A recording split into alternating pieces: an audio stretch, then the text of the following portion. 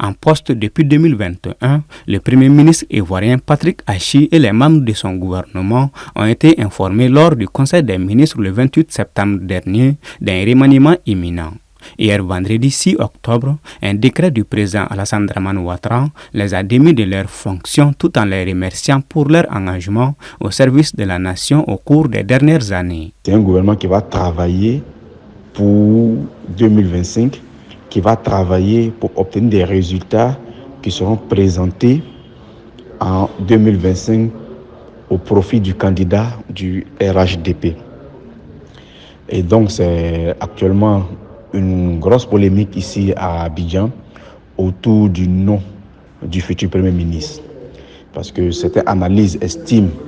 que si le Premier ministre actuel doit être le candidat du RHDP, il sera reconduit. Et d'autres estiment que si ce n'est pas le Premier ministre Patrick Achi qui sera le candidat du RHDP en 2025, c'est le temps maintenant de nommer le futur candidat du RHDP comme Premier ministre de la République de Côte d'Ivoire afin qu'il puisse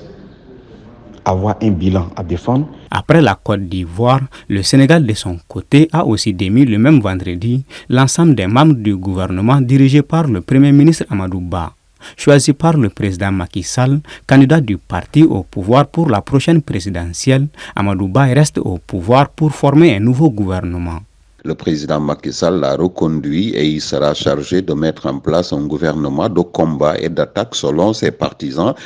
mais également s'assurer que toute cette équipe sera soudée autour d'un homme, Amadou Ba, puisque, vous le savez, l'annonce de sa candidature a été mal appréciée par certains leaders, même membres de la coalition et collaborateurs du président qui ont préféré démissionner pour eux-mêmes annoncer leur candidature. Donc, autant de choses qui font qu'aujourd'hui le président veut un peu nettoyer et s'assurer que cette équipe qu'il mettra en place sera une équipe soudée, mais une équipe qui sera focus sur les urgences, mais sur les élections et pouvoir réélire encore son candidat. Pour les prochaines élections présidentielles, si en Côte d'Ivoire il reste encore 2 ans, au Sénégal il ne reste plus que 4 mois.